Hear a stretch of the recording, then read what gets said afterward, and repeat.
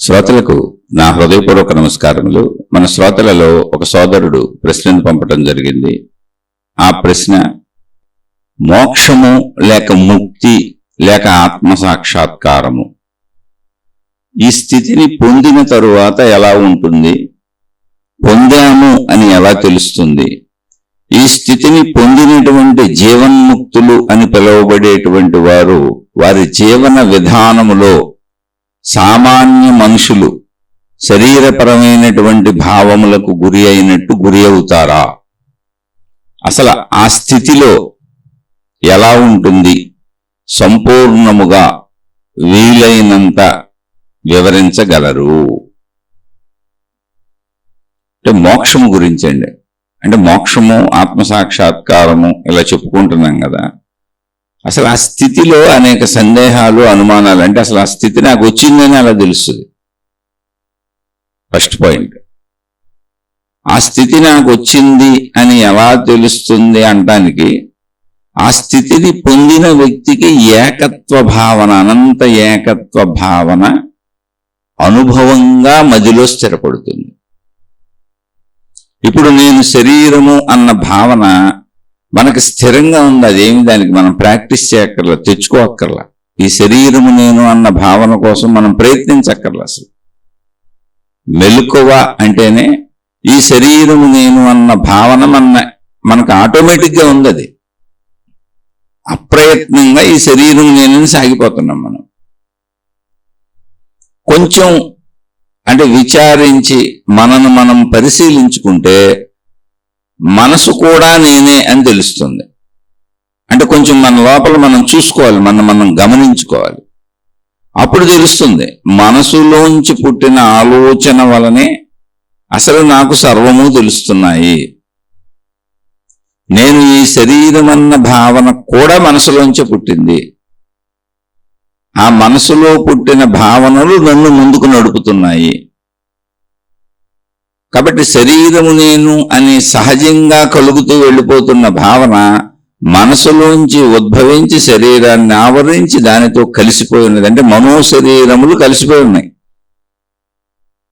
అసలు నాకు విడివిడిగా తెలియట్లేదు, సహజంగా విడివిడిగా తెలియట్లేదు, వెళ్ళిపోతున్నాను. అవి విడివిడిగా లేవు కూడా, ఉన్నాయనుకోబాకండి. చెప్పుకోవటానికి మాత్రమే విడివిడిగా మాట్లాడుకుంటున్నాం. అయితే వాటికి విడివిడి స్థితులు ఉన్నాయి. అది గమనించుకున్నప్పుడు అర్థమవుతుంది. సహజంగా మనం వెళ్ళిపోతున్నప్పుడు, జీవిస్తున్నప్పుడు మెలకువలో ఎవరికైనా నేను ఈ శరీరం అన్న భావనతో జీవించుకుంటూ వెళ్ళిపోతున్నారు. ఎవరికైనా అది సహజం. దానికి అసలు ప్రయత్నం ఎక్కర్లా, సాధన ఎక్కర్లా. అది సహజ భావన మెలకువలో. ఈ సహజ భావనకి మూలము మనస్సు. మెలకువ ఎక్కడొచ్చింది, మెలకువ ఎవరికి వచ్చింది అని పరిశీలిస్తే మెలకువ మనసుకు వచ్చింది.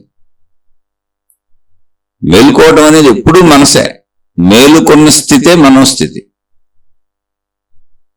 నిద్రాస్థితి అంతా ప్రాణశక్తి స్థితి, ఆత్మశక్తి స్థితి, విశ్వశక్తి స్థితి, సృష్టి శక్తి స్థితి, దైవశక్తి స్థితి, శక్తి స్థితి. మీరు ఎన్ని పేర్లు దాన్ని పిలుచుకోవచ్చు. దాన్ని ఆ ఒకే దానికి, ఆ స్థితికి పేర్లు అవి. మనం దీనికోసం ఎక్కడెక్కడికో పరుగులు తీయక్కర్లేదు. మన జీవితంలో నిత్యం రోజు జరుగుతుంది. మనను మనం మరిచిపోయి ఆదమరిచి హాయిగా చక్కగా విశ్రాంతిగా సుఖంగా ఎంతో ఇష్టంగా నిద్రపోతున్నాం. ఈ విషయం అసలు మర్చిపోకూడదు. మనం నిద్ర కష్టపడతలేదు. నిద్ర నాకు కష్టంగా ఉంది, బాధగా ఉంది, నాకు నిద్ర వద్దు బాబోయ్ అని మనం ప్రయత్నించుకుంటుంటే బలవంతంగా నిద్ర వచ్చి ఆవహించి మన నిద్రలోకి తీసుకుపోవట్లేదు. నిద్రని కావాలని కోరుకొని ప్రయత్నించి నిద్రకి ఆటంకం కలిగించే విషయాలన్నింటినీ తొలగించుకుంటూ నిద్రని మనం సంపూర్ణంగా అనుభవించే ప్రయత్నం రోజు చేస్తున్నాం. అందరం, మొత్తం మనుషులందరూ, మానవ జాతి అంతా.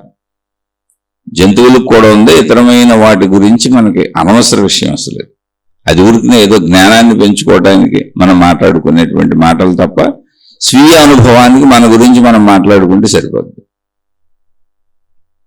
అంటే ఏంటి? నిద్రలో ఏం జరుగుతుంది? నేను, నాది, నావి, నా వాళ్ళు అన్న సర్వస్వాన్ని నేను వదిలేసి కోల్పోయి, నేను కోల్పోతే తప్ప నిద్రలోకి వెళ్ళను.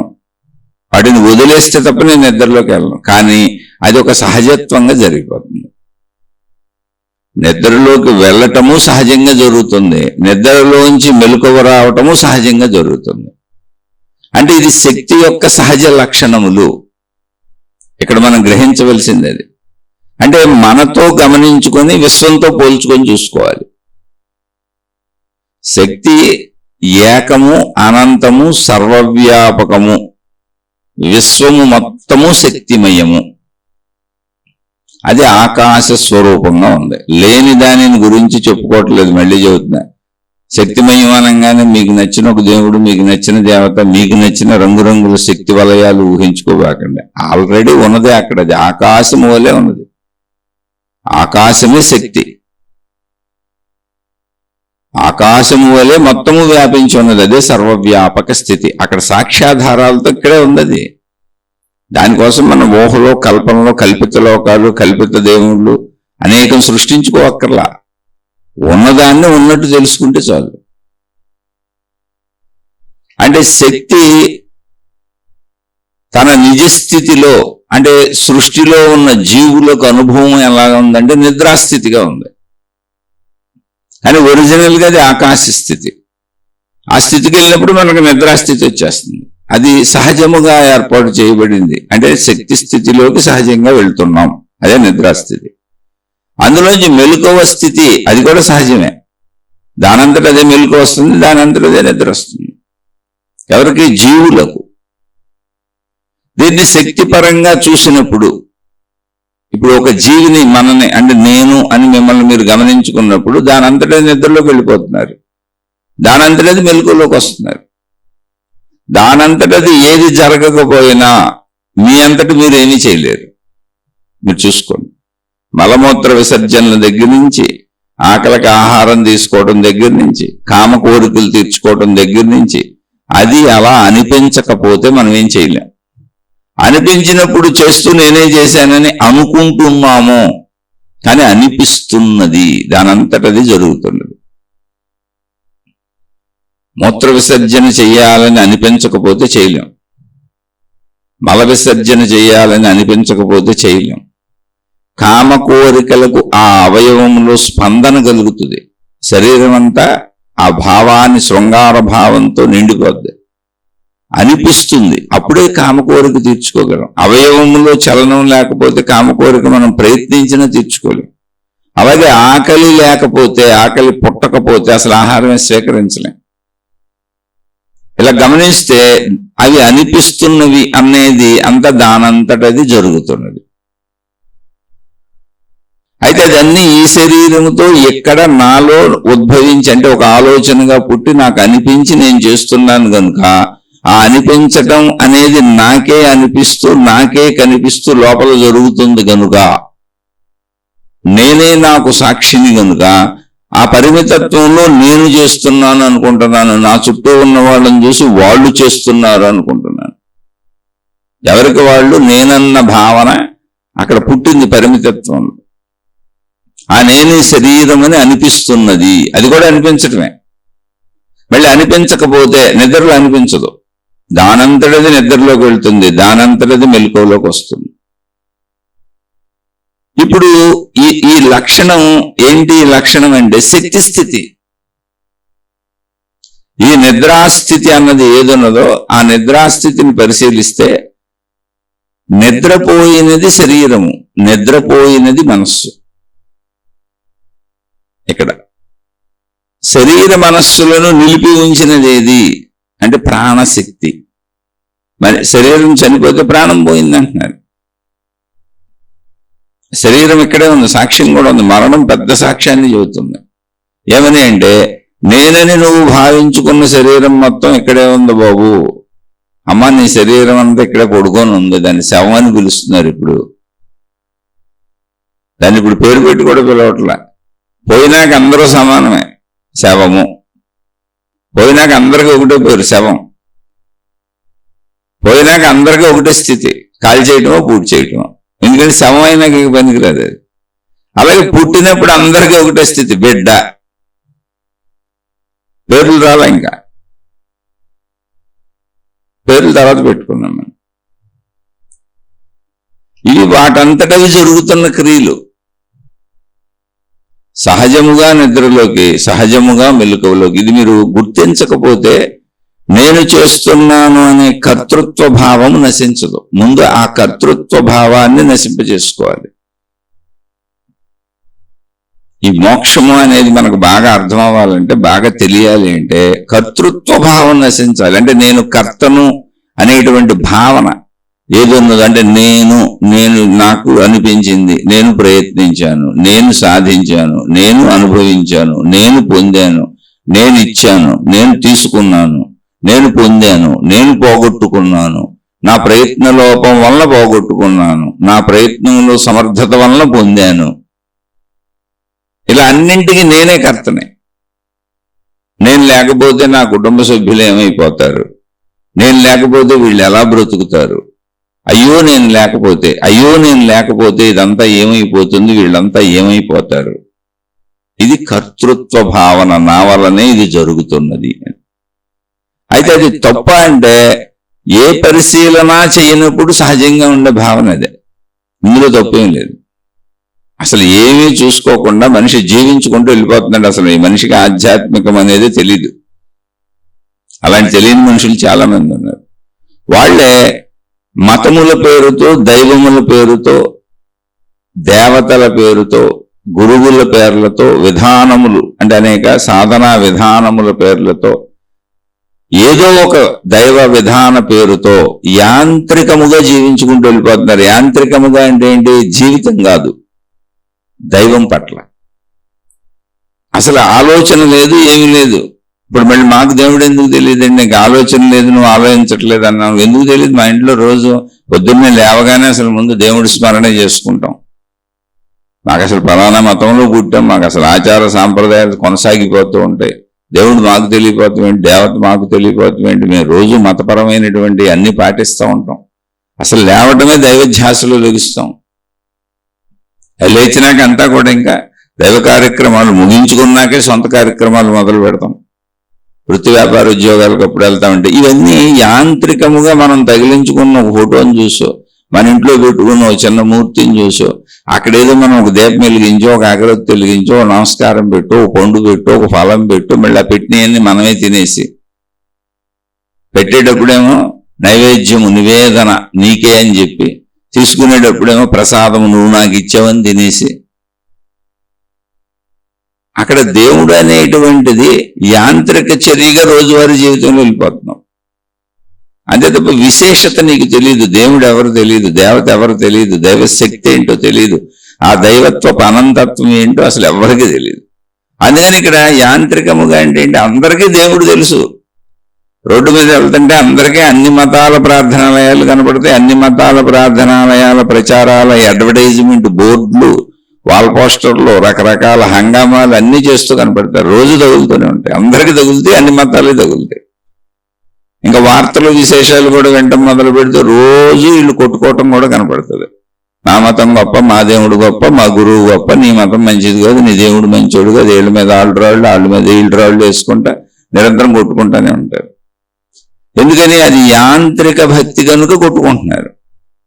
దేవుడి గురించి అసలు వాళ్ళకి తెలియదు. ఎవరో చెప్పారు, పుట్టుక నుంచి విన్నారు, మామూలుగా వెళ్ళిపోతున్నారు. కాబట్టి అది ఇక్కడ అసలు తీసుకోబడదు. ఆత్మజ్ఞాన మార్గంలో అది దైవత్వ విధానముగా, దైవీ విధానముగా తీసుకోబడదు. ఎందుకంటే అక్కడ ఏం లేదు. అలాగే రోజువారీ జీవితంలో కూడా అసలు ఏమీ ఆలోచించకుండా జీవిస్తున్నప్పుడు సహజంగా మనిషికి ఉండే భావన నేను ఈ శరీరం, అంతే సహజ భావన. అసలు మనసు గురించి కూడా ఆలోచన రాదు. మనసు శరీరంతో కలిసిపోయి వెళ్ళిపోతుంది, అంతే, ముందుకు సాగటమే. అది సహజం. కొద్దిగా పరిశీలించినప్పుడు అక్కడ ఆధ్యాత్మికత మొదలవుతుంది. అది యాంత్రిక భక్తిలో అయినా అంతే, రోజువారీ జీవితంలోనే అంతే. ఆధ్యాత్మికత ఎక్కడ మొదలైందంటే కొద్దిగా పరిశీలించినప్పుడు. ఎవరిని? నన్ను, నేను. అంటే నేను నా వైపు తిరిగి నన్ను నేను కొద్దిగా పరిశీలించుకుంటున్నప్పుడు అసలు ఈ శరీరంతో నేను చేసే ప్రక్రియలు, అంటే ఈ శరీరాన్ని నడుపుకుంటూ నేను చేసేటువంటి కర్మలు ఏమున్నాయో, నేనేదో పొందాలనో, ఏదో కావాలనో కదలికలు ఏమున్నాయో అసలు వీటికి మూలం ఏంటి అని ముందు పరిశీలించాను అనుకోండి, కొద్దిగా నా వైపు నేను తిరిగి, దీనికి మూలము నా లోపల పుడుతున్న ఆలోచనలు, నా మనస్సు అని తెలుసు. అసలు ఈ శరీరము నేనని నాకు ఎవరు చెబుతున్నారు? నా మనస్సే. అది మొట్టమొదటి ఆలోచన, నేను అన్న మొట్టమొదటి భావన. అది చెప్పకపోతే నేను ఈ శరీరం అని నాకు తెలియదు. ఇది ఆధ్యాత్మిక. ఎక్కడ మొదలైంది? నా వైపు నేను తిరగటం, నన్ను నేను కొద్దిగా పరిశీలించుకోవడం. అసలు నేను ఈ శరీరం అని నాకు చెబుతుంది నా మనసు. లేకపోతే అసలు నాకు తెలియదు, విషయాలే తెలియదు నా మనసు నాకు చెప్పకపోతే. కాబట్టి ఇప్పుడు మనసు ఉన్నది అని అసలు ఎలా తెలిసింది? ఆలోచనలు ఉన్నాయి, జ్ఞాపకాలు ఉన్నాయి అని ఎలా తెలిసింది?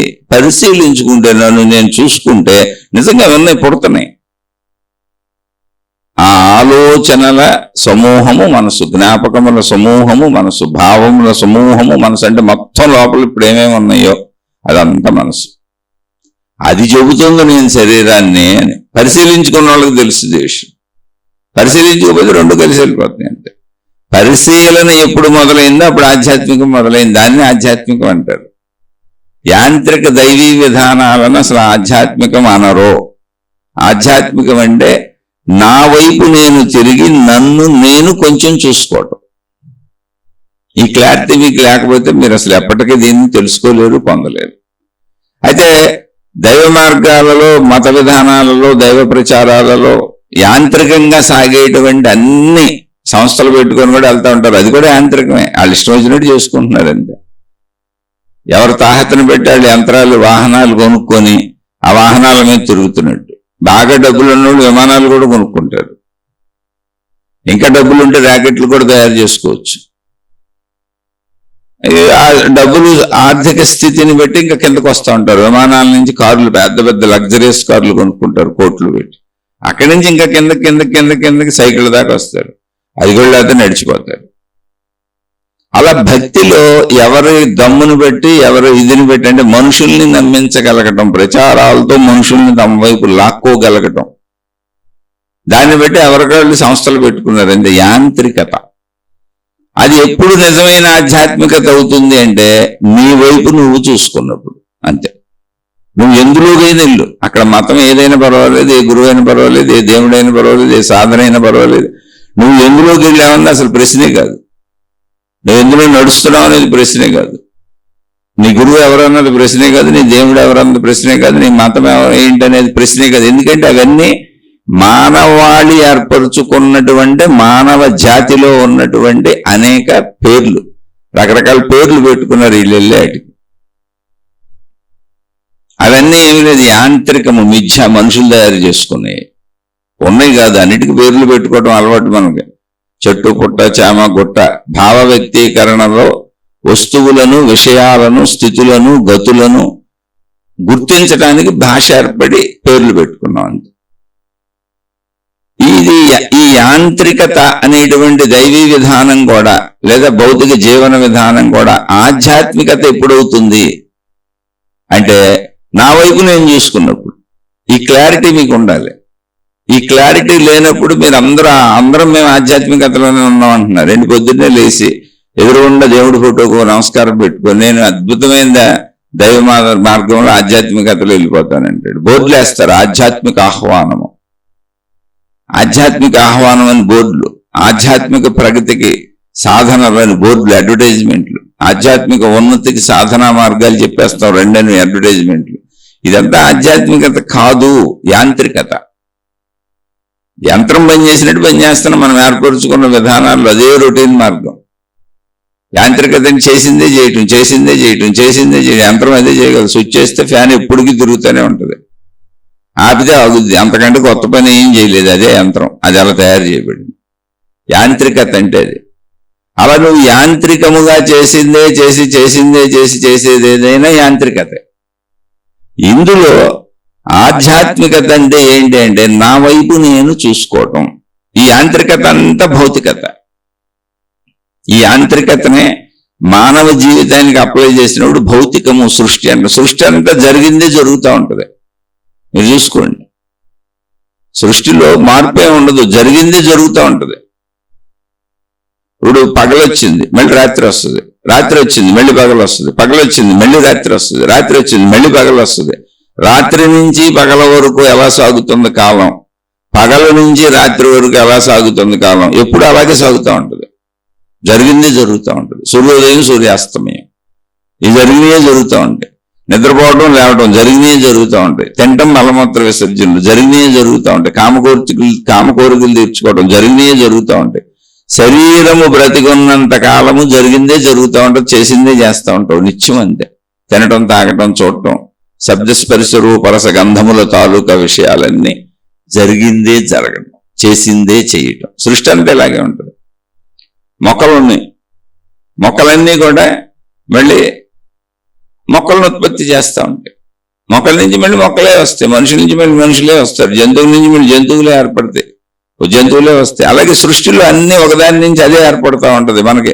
కాకపోతే కొండలు, గుట్టలు, నదులు, పర్వతాలు యొక్క విస్తృతి అంటే అవి ఎప్పుడు పుడుతున్నాయి ఎప్పుడు నశిస్తున్నాయి అని తెలుసుకునే అంత కాల ఆయువు మనకు లేదు, కానీ వాటికి అలాగే జరుగుతుంది. అంటే భౌతికత అంటే మొత్తం యాంత్రికత, జరిగిందే జరుగుద్ది, జరిగిందే జరుగుద్ది, కొత్త మార్పు ఏమి ఉండదు అందులో. జననం మరణం, జననం మరణం, జననం మరణం, ఇంతే, ఇదే జరుగుద్ది. ఇప్పుడు ఒక వస్తువు తయారు చేసుకున్నాం, ఒక ఫ్యాన్ తయారు చేసుకున్నాం, తిరిగిందే తిరుగుద్ది, ఆగుద్ది. ఏ వస్తువులైనా అంతే, ఒక కార్ అయినా అంతే, ఒక మోటార్ సైకిల్ అయినా అంతే. మీరు ఈ సృష్టిలో ఏదైనా ఒక ర్యాకెట్ తయారు చేయండి, అదంతే అలాగే పనిచేస్తుంది. ఎప్పుడు ఇంకా మార్పులు ఉండవు. విమానం ఎప్పుడు అలాగే పనిచేస్తుంది. అలాగే మానవ శరీరం ఇలాగే పనిచేస్తుంది, ఎప్పటికీ ఇంతే. ఒకవేళ కొత్త మానవులు మళ్ళీ మనిషి నుంచి మనిషి వస్తాడు, ఆ కాల శరీరాలు ఇలాగే పనిచేస్తాయి. యాంత్రికత, యంత్రముల వలె. ఈ యంత్రములకు కర్త ఎవరు? సృష్టి అనే దాంట్లో సాగుతున్న అన్ని యంత్రములు, ఇప్పుడు మనిషి తయారు చేసుకున్న యంత్ర పరిక్రమలు, వస్తువులు, విషయాలు ఎన్నో ఉన్నాయి. ఒక బ్రష్ తయారు చేసుకున్నాం, ఒక దువ్వెన తయారు చేసుకున్నాం, ఒక పిన్నిస్ తయారు చేసుకున్నాం, గుండు సూట్ తయారు చేసుకున్నాం, ఎప్పటికీ అలాగే పనిచేస్తాయి. యాంత్రికత. అలాగే సృష్టిలో ఉన్న అన్ని ఎప్పటికీ అలాగే ఉంటాయి, అలాగే పనిచేస్తాయి. వాటి గుణాలు అంటే, వాటి స్వభావాలు అంటే, వాటి పద్ధతులు అంటే జరిగిందే జరుగుద్ది, కొత్తదే ఉండదు, మార్పే ఉండదు. యాంత్రికత, యంత్రము వలె. అలాగే శరీరం కూడా యంత్రము వలె, మెలకువ కూడా యంత్రం వలె, నిద్ర కూడా యంత్రం వలె. మెలకువలో జీవితం మొత్తం ప్రతిరోజు యంత్రం వలె. తినుట, తాగుట, తిరుగుట, కోరికలు, పరిగెత్తుట, తీర్చుకొనుట. ఈ స్థితిని మీరు విశాలంగా అర్థం చేసుకోగలిగినా, మీలో అర్థం చేసుకోగలిగిన ఈ యాంత్రికత తెలిస్తే, నేను ఒక యంత్రం వలె జీవించకూడదు, యంత్రపు యజమాని వలె జీవించాలి అనేటువంటి భావన వస్తుంది. ఇప్పుడు కారు ఉంది, అది అలాగే పనిచేస్తుంది, కానీ కారు యజమాని ఉన్నాడు, దాన్ని ఎటు కావాలంటే అటు నడుపుకుంటాడు, దానికి స్వతంత్రత లేదు. దాన్ని పని చేసే తీరు అలాగే ఉంటుంది. స్టార్ట్ చేస్తే నడిపితే నడుచుకెళ్తా ఉంటుంది, కానీ ఎటు నడపాలి, ఎటు తీసుకెళ్ళాలి, అది ఎటు నడవాలి, ఎంత స్పీడ్లో నడవాలి, ఎంత స్లోగా నడవాలి, ఎక్కడ బ్రేక్ వేస్తే ఆగాలి, ఏ వైపు తిరగాలి, ఇవన్నీ యంత్ర యజమాని నిర్ణయిస్తూ ఉంటాడు. అలాగే ఈ శరీరం అనే యంత్రమును నేను యంత్రపూర్వకంగా గమనించాను అనుకోండి, ఈ శరీరం నేను అనుకొని వెళ్ళిపోతున్నా, సజీవత్వం అనుకొని వెళ్ళిపోతున్నా, కానీ ఇది యంత్రం వల్లనే పనిచేస్తుంది. ఇది ఎప్పుడు 5 రకాలే, శబ్దస్పర్శ రూపరస గంధములు. ఆ 5 రకాలనే అనుభవించగలదు, 5 రకాలుగానే జీవించగలదు, 5 రకాల పనులే చేయగలదు. ఆ 5 రకాలు దాటిది ఏమీ చేయలేదు. అంటే ఏంటి? చేసినవే చేయటం, చూసినవే చూడటం, తిన్నదే తినటం, విన్నదే వినటం, మొత్తం చనిపోయే వరకు శరీర పనితీరు ఇంతే. ఇది సృష్టి. అంటే ఎందుకు చెబుతున్నాను ఇది సృష్టి అంటే, ఇక్కడ మనం అర్థం చేసుకోవాల్సిన విషయం ఏంటంటే, సృష్టి అంతా ఒకే నియమంతో నడుస్తుంది, జరిగిందే జరుగుతుంది. పుట్టడం, చనిపోవటం, మళ్ళీ పుట్టడం, చనిపోవటం, పుట్టడం, చనిపోవటం. మధ్యలో జీవితం అంతా ఈ శరీరం అనే గ్రహణ యంత్రములు, పశుపక్షాదులకు కానీ, జంతువులకు కానీ, మనుషులకు కానీ, వాటికి ఉన్నటువంటి ఇంద్రియముల పనితీరులో నిర్ధారించబడిన విధానంలోనే ఉన్నాయి. సృష్టి అంతా అలాగే ఉంది. సృష్టి మొత్తం ఎప్పుడు జరిగిందే జరుగుతుంది, జరిగిందే జరుగుతుంది. అలా ఎందుకు అవుతుంది అంటే, శక్తి యొక్క లక్షణం అది. ఇప్పుడు మనకి నిద్రలోంచి మెలకువ వచ్చినట్టు, మెలకువలోంచి నిద్రకి వెళ్తున్నట్టు, నిద్రలోంచి మెలకువ వచ్చినట్టు, మెలకువలోంచి నిద్రకి వెళ్తున్నట్టు, ఇవన్నీ అప్రయత్నముగా ఎలా జరుగుతున్నాయో అలా శక్తి, అనంత ఆత్మశక్తి, ఆకాశ స్వరూపముగా సర్వవ్యాపకముగా ఉన్నటువంటి అనంత ఆత్మశక్తి తనను వ్యక్తీకరించుకుంటున్నది. అంటే నిద్రలోంచి మెలకువ వచ్చినట్టు తనను తాను తనలోనే వ్యక్తీకరించుకున్నప్పుడు అది సృష్టి.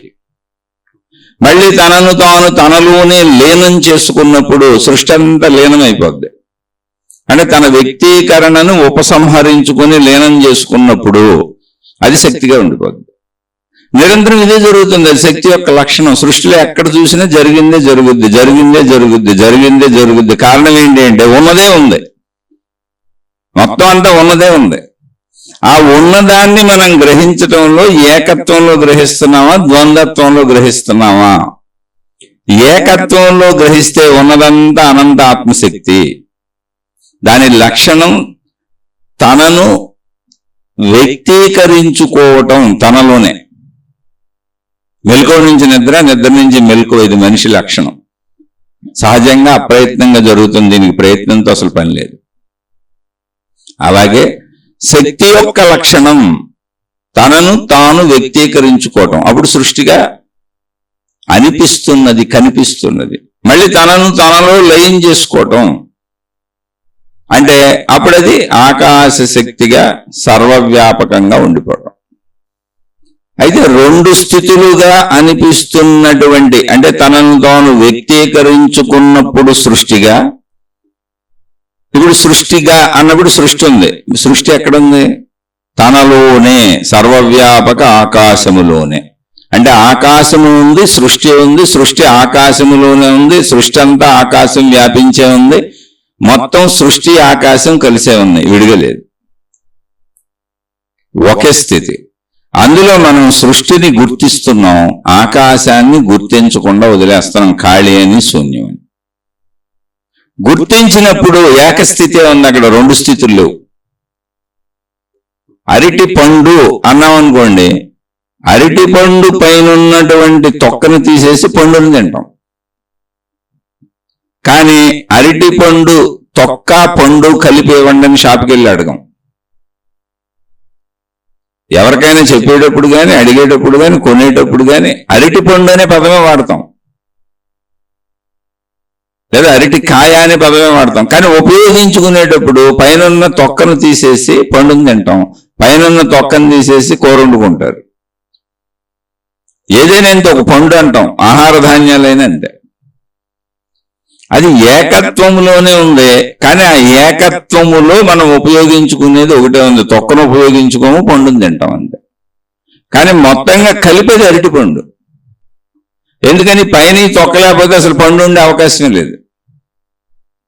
మనం తింటున్నటువంటి పండు అనే పదార్థం ఏదుందో, లోపల పదార్థత ఏదుందో, ఆ పదార్థమును రక్షిస్తూ ఉన్నది అరటి పండు, ఆ పైన ఉన్న తొక్క. అది పక్వానికి వచ్చినప్పుడు తొక్కను తీసేయటం, విడదీసేయటం వీలుగా కుదురుతుంది. పచ్చిగా ఉన్న అరటికాయల్ని బలవంతాన కత్తులతో చెక్కుతారు, లోపల ఉన్న పదార్థాన్ని వాడుకుంటారు. అది మనుషుల ఇష్టం అంతే, ఏం లేదండి. అలాగే అనంత సర్వవ్యాపక ఆత్మశక్తి సృష్టి అరటి పండు, అరటి తొక్కలాగా కలిసే ఉన్నాయి. ఒకటే అది అరటి పండు. అందులో మనం లోపలున్న పండును తిని తొక్కను పారేసినట్టు సృష్టిని చూసి సృష్టి అనుకుంటూ సృష్టి భావంలో జీవిస్తూ ఆవరించి ఉన్నటువంటి అనంత ఆత్మశక్తిని వదిలేస్తున్నాం. అసలు అనంత ఆత్మశక్తిలోనే, అనంత ఆత్మశక్తితోనే సృష్టి ఉంది. ఇప్పుడు అది అనంత ఆత్మశక్తితో కలిసిపోయి ఉన్నది. అరటి పండు అన్నప్పుడు తొక్క వేరు, పండు వేరు కాదు, మొత్తం కలిపితేనే అరటి పండు అనేటువంటి విధానం ఎలా ఉందో అలాగే శక్తి సృష్టి కలిసే ఉన్నాయి, ఏకము. ఇక్కడ అరటిపండు ఇంకా ఉదాహరణ. అవి విడదీయటానికి కూడా కుదరనంత ఏకత్వం. అది శక్తే సృష్టిగా, సృష్టి శక్తిగా, నిద్రే మెలకువగా, మెలకువే నిద్రలోకి. రెండు ఒకటే. నిద్ర మేలుకుంది, మెలకువ నిద్రపోయింది. తన స్థితి మార్పు అది గమనించి ఏకత్వ స్థితిని, శక్తి స్థితిని మనం తెలుసుకోగలిగితే మనలోనే శరీరము, మనస్సు, ప్రాణశక్తి. నిద్రాస్థితి ప్రాణశక్తి స్థితి, మెలకువ స్థితి శరీర మనోస్థితులు. దాన్ని మోక్షము అన్నారు. ఒక పేరు పెట్టారు, ప్రతి స్థితిగా ఒక పేరు పెట్టారు. నిద్రకు ఒక పేరు పెట్టారు, మెలకువకు మెలకువ అని పేరు పెట్టారు. ఆ స్థితి అది. అలాగే ఈ స్థితికి మోక్షము అని పేరు పెట్టారు. నిద్రా మెలకువలు రెండూ ఏకకాలములో అర్థమవుతూ ఉంటే, నిద్రాస్థితి మెలకువ స్థితి రెండూ ఏకకాలములో అర్థమవుతూ ఉంటే అది మోక్షము, అది మోక్షస్థితి. శక్తి అవగాహనకు వచ్చింది, సృష్టి తెలుస్తూనే ఉంది. అయితే మోక్షం వచ్చినట్టు ఎలా తెలుస్తుంది? ఇది ప్రశ్న. మోక్షం వచ్చినట్టు ఎలా తెలుస్తుంది అంటే, ఇప్పుడు చెప్పింది అదే. నిద్రాస్థితి మెలకువ స్థితి ఏకస్థితిలో అర్థమవుతూ ఉంటే, ఒకేసారి అర్థమవుతూ ఉంటే, నిద్రాస్థితిలోని నిశ్చలత, అనంతత్వము సాధన చేత మెలకువలో ఆ స్థితిలోకి వెళ్ళి ప్రయత్నం చేస్తాం. అదేమి ప్రయత్నానికి సాధనే తప్ప అది మన స్వస్థితి, ప్రాణశక్తి స్థితి. అప్పుడు అది అర్థమైనప్పుడు, అర్థమైనటువంటి స్థితిలో అనంతత్వము ఏకత్వముగా అర్థమవుతూ, ఆ ఏకత్వములో సృష్టి ఎలా తనను తాను వ్యక్తీకరించుకున్న శక్తిగా సృష్టి ఆవిర్భవిస్తుందో కనపడుతుంది. తనలోనే ఉన్న సృష్టి తనకు దర్శనం అవుతూ ఉంటుంది. మనలోనే అనేక భావోద్వేగాలు మనకు పుట్టినట్టు, మనలోనే అనేక ఆలోచనలు మనకు పుట్టినట్టు, మనలోనే అనేక భావాలు మనకు పుడుతున్నట్టు, సుఖ దుఃఖ భయ ఆందోళనలన్నీ మనలోనే మనకు పుడుతున్నాయి. కానీ మనకు పుడుతున్నవి మనకే తెలుస్తాయి తప్ప ఇతరులకు తెలియదు. మన లోపల పుడుతున్న భావోద్వేగములు, ఆలోచనలు మనకే తెలుస్తాయి, ఇతరులకు తెలియదు. అలాగే నేను మోక్షము పొందానన్న స్థితి నాకే తెలుస్తుంది. మోక్షము అనేది పేరు మాత్రమే, అది పొందటం కాదు. నా ప్రాణశక్తి ఎరుక కూడా నాకు అర్థమైంది, కొత్తగా పొందేది కాదు. శరీర భావం తెలుసు, మనోభావం తెలుసు, ఇప్పుడు ప్రాణశక్తి భావం, ఆ స్థితి కూడా తెలిసిందంతే. అది ఎవరికి తెలుస్తుంది? ఆ వ్యక్తికి తెలుస్తుంది. అయితే మోక్షం వచ్చిన వ్యక్తికి అలా తెలిసినప్పుడు ఆ ఏకత్వ భావము తెలుస్తుంది, మనోభావము తెలుస్తుంది, శరీర భావము తెలుస్తుంది. జీవించేటప్పుడు మొత్తం శరీర భావంతో మనోభావంతోనే జీవించాల్సి వస్తుంది. ఏకత్వ భావంలో జీవించటం కుదరదు, అన్యభావం ఉండదు అక్కడ. అది తెలుస్తుంది, ఇది తెలుస్తుంది. ఇప్పుడు ఒకవేళ తెలిసినా మోక్షం అనేది చాలా కన్ఫ్యూజన్ గా ఉంటుంది. అందుకు భౌతికంగా మనం చెప్పుకోవలసిన ఉదాహరణలు ఏమైనా ఎలా తెలుస్తుంది అంటే, మొత్తము సమస్త చెడు గుణములు తొలగిపోయి ఎట్టి పరిస్థితిలోనైనా, ఎంతటి ఆపదలలోనైనా, సర్వకాల సర్వావస్థల యందు నేను మంచిగానే జీవిస్తాను, ప్రాణం పోవచ్చుగాక అనేటువంటి స్థితి వచ్చినప్పుడు నీకు మోక్షంలో ఉన్నట్టు లెక్క. ఎందుకంటే చెడు చెయ్యాలన్న భావనే పుట్టదు. చెడు ఎప్పుడు శరీర భావన బలీయంగా ఉన్నప్పుడు, మనోభావన బలీయంగా ఉన్నప్పుడు, ఆ మనోభావన కూడా కోరికల రూపంలో, ఆశల రూపంలో, ప్రాపంచిక విషయాల పట్ల ఆసక్తితో, శరీర భావనతో బలీయంగా ఉన్నప్పుడు చెడు వైపు వెళ్తాం. కనుక అనంత ఆత్మశక్తి భావన, మోక్ష భావన నాకు కలిగింది అంటే ఏంటంటే, ఈ శరీరము నశించిపోగాక, ఈ శరీరము కృషించిపోగాక, నేను అనేక లాభ నష్టములు, లాభం పర్వాలేదు, అనేక నష్టములకు గురియగుగాక, ఏదైనా జరుగుగాక, చెడు తలంపే నాకు పుట్టదు. ఎందుకని ఏకత్వ భావన అర్థమైంది. శరీర భావన, మనోభావనతో ఇక్కడ జీవించవలసిన అవసరం ఆయి ఉందంటే, కాబట్టి జీవిస్తున్నాను. దానికోసం తప్పులు చేయను. కాబట్టి సంపూర్ణ మంచిలో తప్పు చేయకుండా జీవిస్తున్నప్పుడు నేను మోక్షములోనే ఉన్నానని అనుకోవచ్చు. అంటే తప్పు ఆలోచన కూడా రాకూడదు, అసలు రాదు భావంలో. ఎంత ప్రమాదమైనా కావచ్చు, ఎంత ఇబ్బంది అయినా కావచ్చు, ఎంత కష్టమైనా కావచ్చు, ఎంత నష్టమైనా కావచ్చు.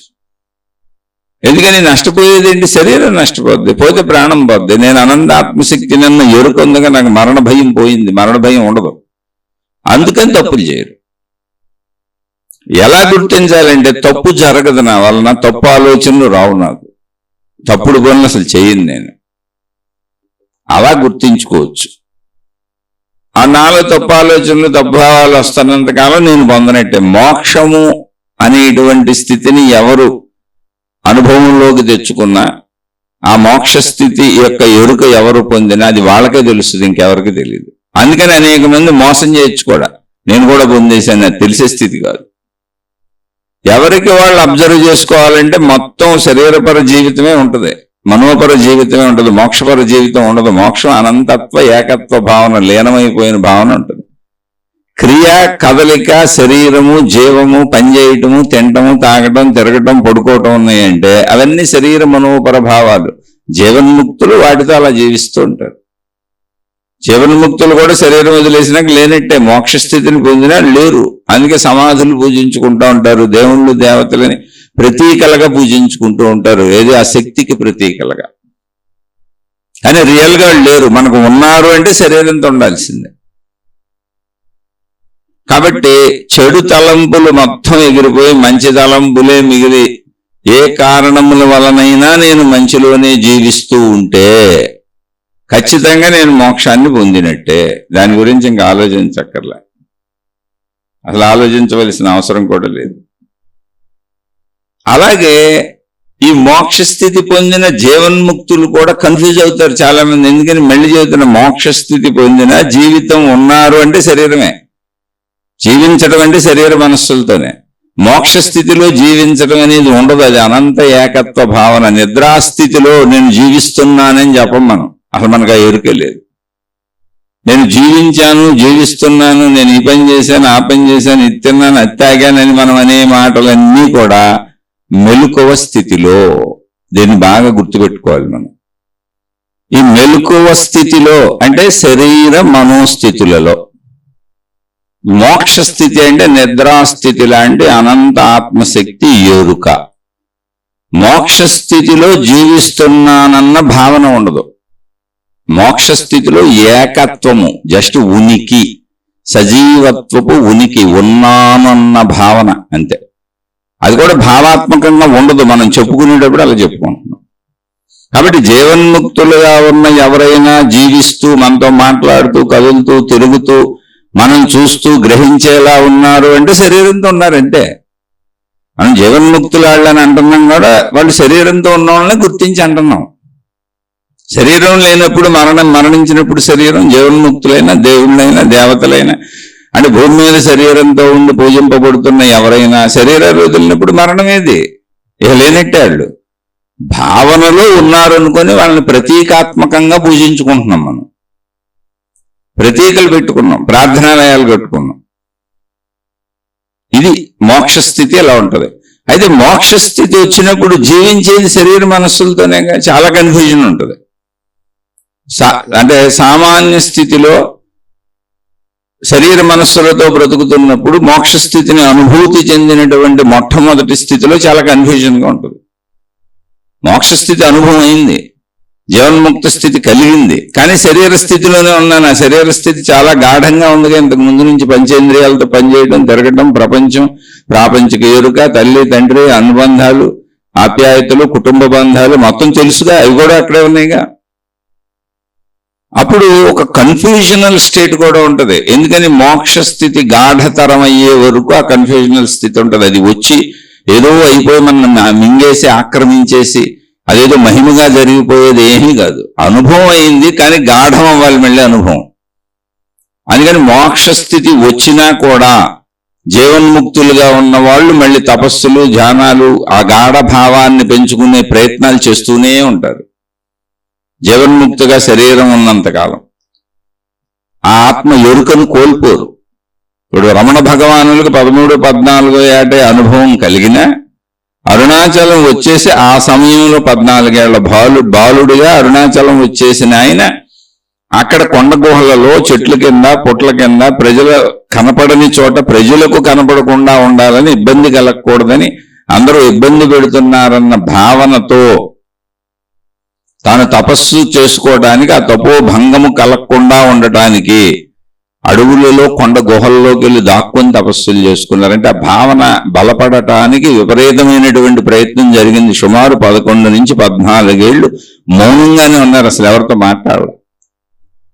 ఆ భావన అంత బలపడిపోయినాక ఏంటి 13, 14 ఏళ్లకే తెలిసిన జీవన్ముక్త భావన, మోక్ష భావన. బలపడటానికి 11 నుంచి 14 ఏళ్ళు మౌనంగా గడిపారు. ఎందుకని శరీరం ఉంది అక్కడ, శరీరంతో జీవిస్తున్నారు, ఆకలి దప్పులు ఉన్నాయి, శరీర శుభ్రతలు ఉన్నాయి, మలమూత్ర విసర్జనలు ఉన్నాయి, కనీస అవసరాలకు మళ్ళీ ప్రజలు చుట్టూ కనపడుతున్నారు, వాళ్ళు వచ్చి పలకరిస్తున్నారు, వాళ్ళు వచ్చి కదుపుతున్నారు, వాళ్ళ వలన ఇబ్బంది కలుగుతుంది, చుట్టూ ఉన్నటువంటి జంతువుల వలన, పశుపక్షాదుల వలన, ప్రకృతి వలన ఇబ్బంది కలుగుతుంది, లాభం కలుగుతుంది. లాభం ఏంటి? బ్రతకడానికి అవసరమైనవి దొరకడం. ఇబ్బంది ఏంటి? జీవన్ముక్త స్థితికి భంగపాటు, ఏకత్వ స్థితి నుంచి భిన్నత్వ స్థితికి రావటం. అందుకని ఆ ఏకత్వ స్థితిలో బలీయంగా సుమారు 14 ఏళ్ల పాటు మౌన స్థితిలో ఉండిపోయారు ఆయన. ఎవరితో మాట్లాడలేదు. ఏంటి? 14 ఏళ్ల బాలుడు, అది కూడా బట్టలు లేకుండా దిగంబరంగా. తర్వాత ఎవరో దిగంబరంగా తిరుగుతున్నావు ఏంటి, నిన్ను చూసి మాకు సిగ్గేస్తుంది అని అంటే అప్పుడు చిన్న గోచి పెట్టుకున్నారట. ఓహో మీకు ఇబ్బందిగా ఉందా అని. ఆయనకి ఆ ఇబ్బంది భావన కూడా లేదు, ఏకత్వ భావన అలా ఉంటుంది. కానీ జీవించేటప్పుడు ఆయనకు కూడా తప్పలేదుగా గోచి పెట్టుకోవాల్సి వచ్చింది. అనేక మంది ఇబ్బంది పెడుతుంటే పారిపోయి గుహల్లో దాక్కొని తపస్సు చేసుకోవాల్సి వచ్చింది. తపస్సు అంటే ఏంటి? ఆ భావాన్ని బలపరుచుకోవడం, మోక్ష భావాన్ని, ఏకత్వ భావాన్ని. అలా అందరూ చేశారు. గౌతమ బుద్ధుడి నుంచి అందరి చరిత్రలో మీరు చదువుకుంటే అదేదో మీద పడిపోయి కమ్మేసి ఒక్క సెకండ్లో అది మొత్తం వచ్చేసినట్టుగా ఉండదు. దాన్ని బలపరుచుకుంటూ వెళతాం, దాన్ని ముందు తెలుసుకుంటాం, గ్రహిస్తాం, అర్థం చేసుకుంటాం, పదే పదే చెప్పుకుంటాం, అవగాహన చేసుకుంటాం. అవన్నీ అయినాక ఆ ఏకత్వ భావన ఎప్పుడో అనుభవంగా అలా మెరిసి వెళ్ళిపోద్ది. ఆ మెరిసిన కాడి నుంచి ఇప్పుడు అది ఎలా మెరుపు మెరిసిందో, అనుభవ భావం ఎలా వచ్చిందో దాన్ని మళ్ళీ సాధనతో పెంచుకుంటూ వెళ్తాం. అటువంటి స్థితిలో మనో శరీరాలు పనిచేస్తూనే ఉంటాయి. సాధన మనసుతోనే జరుగుతుంటది. సాధన అంటేనే శరీర మనస్సులు చేసేది. జీవన్ముక్త స్థితి భావానికి కూడా మనసు వెళ్ళిపోతూ ఉంటుంది, ఏకాత్మ భావానికి వెళ్దామని. మళ్ళీ శరీర స్థితికి వస్తూ ఉంటుంది. ఎందుకని? శరీరానికి అవసరతలు ఉన్నాయి. ఇటు నుంచి అటు, అటు నుంచి ఇటు అది పరుగులు పెడతా ఉంటుంది. అందుకని మన ఏవ మనుష్యానాం కారణం బంధ మోక్షయోహ అన్నారు. మోక్షం వైపు వెళ్లాల్సింది మనసే. బంధము అంటే శరీరము నేనన్న పరిమిత భావనతో శారీరక అవసరాల కొరకు ఇటు రావలసింది మనసే. ఇటు వస్తుంది అటు వెళ్తుంది, ఇటు వస్తుంది అటు వెళ్తుంది. సాధన అంటే ఏంటి? ఇటువైపు సహజంగా, అంటే శరీరం వైపు సహజంగా, ప్రపంచం వైపు సహజంగా వచ్చే మనస్సుని మనం ప్రయత్నంతో ఆత్మశక్తి వైపు తీసుకెళ్తున్నాం, మోక్ష భావంలోకి తీసుకెళ్తున్నాం. జీవన్ముక్త స్థితి కలిగినా కూడా దాన్ని బలపరుచుకునే ప్రయత్నం. ఎంత బలపరుచుకోవాలంటే ఇక అది చెదరదు, చెదరనంతగా బలపరుచుకోవాలి. చెదరనంతగా బలపరుచుకుంటే ఏమవుతుందంటే మరణ భయం పోతుంది. అంతే తప్ప ఊరికనే రాగానే, అది అనిపించగానే, అది తెలియగానే కాదు. మళ్ళీ దాన్ని బలపరుచుకునే ప్రక్రియ శరీరం ఉన్నంత వరకు జరుగుతూనే ఉంటుంది. ఆ ప్రక్రియలో 14 ఏళ్ల పర్యంతము మౌన జీవితం గడిపారు రమణ భగవానులు. ఆ భావంలోనే ఉండిపోవడానికి ప్రయత్నించారు. ఆ తర్వాత అది విపరీతంగా బలపడిపోయినాక ఆ భావన నేను అనంత ఆత్మస్వరూపుణ్ణనే ఒక్క పదం చెబుతూ తిరిగారు. నేను శరీరం అని ఎప్పుడు మాట్లాడలేను. ఎందుకని అంత బలపరుచుకొని స్థిరపరుచుకొని అప్పుడు ప్రజలతో ఎవరైనా వస్తే 1, 2, 3 మాటలు, అది కూడా ఆత్మ గురించి, ఇంకో మాట లేదు, ఇంకొకరి గురించి లేదు, అసలు అనంత ఆత్మజ్ఞానపు విషయాలే మాట్లాడారు. ఎవరైనా ఇంకా బాధలు, కష్టాలు, కన్నీళ్లు అన్నీ చెప్పుకుంటూ ఉంటే, ఇప్పుడు గురువులందరూ ఈ మతాలు, మార్గాలు, విధానాలు అన్నీ కూడా కష్టాలు తీరుస్తాం, బాధలు తీరుస్తాం, కన్నీళ్లు తీరుస్తాం, మీరు మాకు డబ్బులు ఇవ్వండి, మేము మీకు అన్ని తీర్చి పెడతాం, మా దేవుడు రక్షణ మీకు ఇప్పించేస్తాం, మీరు మాకు డబ్బులు ఇస్తా ఉండండి, సేవలు చేస్తా ఉండండి. అలా చెప్పలేదు, అలా చేయలేదు అసలు ఆయన. ఎవరైనా బాధలు చెబితే విన్నారు, నిన్ను నువ్వు తెలుసుకుంటే ఈ బాధలు ఉండవు అని చెప్పారు. నీ యొక్క సంపూర్ణతను నువ్వు తెలుసుకో అని చెప్పారు. నువ్వు శరీర పరిమిత భావనలో, మనోభావనలో దుఃఖపడుతున్నావు, అది శరీర భావన అలాగే ఉంటుంది, పరిమితత్వం అలాగే ఉంటుంది. కానీ నువ్వు ప్రాణశక్తి, అనంతత్వానివి, నువ్వు ఆత్మశక్తివి. అందుకని నీ సంపూర్ణతను నువ్వు తెలుసుకుంటే ఈ దుఃఖాల నుంచి బయటపడతావు, అసలు దుఃఖమే లేని స్థితికి, భయమే లేని స్థితికి నువ్వు చేరుకుంటావు అని చెప్పారు. అందుకని మిమ్మల్ని మీరు తెలుసుకోండి, నిన్ను నువ్వు తెలుసుకో, మాలాంటి వాళ్ళతో మీకు పని లేదు అని చెప్పారు. అలా అనేక మంది మహాత్ములు, నేను ఇన్ని ఉదహరించానంటే. శ్రీరామచంద్రుల వారికి తన 13, 12, 13 ఏటల్లోనే వైరాగ్యం వచ్చింది, ఆయనకి విరక్తి కలిగింది. ఈ ప్రపంచం ఏంటి, జనన మరణాలేంటి, ఇటువంటి భావాలన్నీ వారికి కలిగినాయి. వారు తమ గురువులైనటువంటి వశిష్ఠుల వారిని, విశ్వామిత్రుల వారిని ఇదంతా ఏంటని అడిగితే వారు శ్రీరాముల వారికి ఆత్మజ్ఞాన బోధలు చేశారు. ఆత్మజ్ఞాన బోధలను విన్నటువంటి శ్రీరామచంద్రుల వారు సాధనలు చేసుకుని తాను అనంత ఆత్మస్వరూపుడనన్న జీవన్ముక్త ఎరుకను తన 12-13 ఏటని పొందారు. అదంతా యోగ వాసిష్టం అనే పేరుతో అద్భుతమైన గ్రంథం ఉంది. ఆ తర్వాత శ్రీరామచంద్రుల వారు ఏది జీవన్ముక్త స్థితిని పొందేసి మోక్ష స్థితిని పొందేసిన తరువాత విశ్వామిత్రుల వారితో వెళ్ళి యాగ సంరక్షణార్థం రాక్షస సంహారాలు చేసి సీతమ్మ తల్లిని వివాహం చేసుకుని అక్కడి నుంచి మిగిలిన రామాయణం అంతా జీవన్ముక్త స్థితి తర్వాత జరిగిందే. అంటే శరీరపర జీవితం మనోపర జీవితం జీవించినప్పుడు జీవన్ముక్త స్థితి అనేది శ్రీరామచంద్రుల వారికి ఉన్నది కనుక తాను అనంత ఏకత్వపు భావనను తెలుసుకున్నాయను గనుక ధర్మమును తప్పల. అదే ఇందాక చెప్పింది, మంచిని తప్పరు. ప్రాణం పోతుందన్నా సరే, ఎంత కష్ట నష్టాలు వచ్చినా సరే, ఎన్ని చేయాల్సి వచ్చినా సరే ధర్మ ప్రకారం నడుస్తారు. అలా జీవన్ముక్తుడైన శ్రీరామచంద్రుల వారు వివాహం చేసుకున్న భార్యతో పిల్లలను గని మొత్తం జీవితాన్ని ఎలా జీవించారు అంటే జీవన్ముక్త జీవితం ఎలా గడపొచ్చు అనేదానికి ఉదాహరణ శ్రీరామచంద్రుల వారు. కారణం, జీవన్ముక్త స్థితిని పొందిన వారు శరీరంతో ఉన్నంత వరకు జీవించక తప్పదు, శారీరక అవసరాలు తీర్చక తప్పదు, కుటుంబ వ్యవస్థ నడపక తప్పదు. నడపండి అని మనకు సందేశం ఇచ్చారు. ఇలాగే జీవించండి, ఇలా జీవించడానికే శరీరం తయారు చేయబడింది. కానీ మీరు జీవన్ముక్తులుగా మోక్షస్థితిని పొంది జీవించండి, మోక్షస్థితిని పొందటానికి జీవించండి, జీవితాన్ని వృధా చేసుకోకండి. అది పొందితే ఎలా ఉంటుంది అంటే అసలు పొరపాటే జరగదు, తప్పే జరగదు, చెడు ఎట్టి పరిస్థితుల్లోనూ చేయను, మంచి మాత్రమే చేస్తాను, మంచితోనే జీవిస్తాను, ఎన్ని కష్ట నష్టములు వచ్చినా. అది రాముని జీవితం. అదే సేమ్ శ్రీకృష్ణుని జీవితం. ఆయన అసలు భగవద్గీతనే బోధించారు, ఆత్మజ్ఞాన గ్రంథాన్ని అందించెళ్ళారు. ఆయన జీవించేటప్పుడు మరి శరీరపరంగా మనోపరంగా ఆయన యుద్ధాలు కూడా చేశారు. కానీ ఎప్పుడూ ధర్మపక్షపాతిగా ఉన్నారు, చెడుని సంహరింపజేశారు.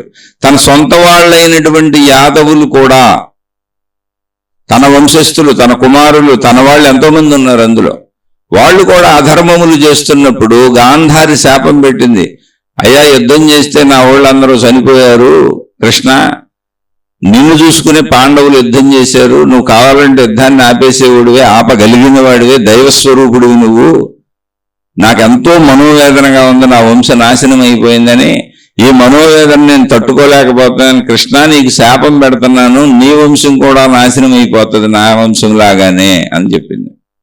ఆయన చిరునవ్వు నవ్వారు. ఆ చిరునవ్వు నవ్వి ఆయన ఏం చెప్పారంటే, అలా జరుగుతుంది అనేది నిర్ణయించబడే ఉంది, ఎందుకంటే వాళ్ళు కూడా నా అండ చూసుకొని వాళ్ళ మీదకి ఎవరో రారనేటువంటి ధైర్యంతో విర్రవీగిపోతూ వాళ్ళల్లో వాళ్లే విపరీతమైన అహంకారాలకు లోనైపోయి తప్పులు చేసుకుంటూ వెళ్ళిపోతున్నారు. ఎందుకని వాళ్ళని రక్షించడానికి అక్కడ కృష్ణుడు ఉన్నాడు. కాబట్టి తప్పు చేసిన వాళ్ళు ఎవరైనా శిక్షార్హులే, అందుకని వాళ్ళల్లో వాళ్లే కొట్టుకు చచ్చిపోతారని ఆయనే చెప్పాడు. అంటే తన వంశం నాశనం అయిపోతున్నా కూడా ధర్మపక్షపాతులు జీవన్ముక్తులు ఎలా ఉంటారు అనే దాన్ని శ్రీకృష్ణులు నిరూపించి చూపించారు. అందుకని మనకి చరిత్రలు ఇవ్వబడిని ఎలా జీవించాలో చెప్పడానికి, అంతే తప్ప మహిమలు మాయలు అద్భుతాలు ఏముండవు. జీవన్ముక్త స్థితిని పొందినా మోక్ష స్థితిని పొందినా జీవించేటప్పుడు ధర్మంగానే ఉండాలి. శరీరం ఉన్నంత వరకు ఉండేది జీవితమే, శరీర మనోపరమైన జీవితమే. ఆత్మానుభూతితో జీవించటం కుదరదు, అది నిద్రాస్థితి లాంటిది, ఏకత్వ భావనలోకి వెళ్ళిపోతాం.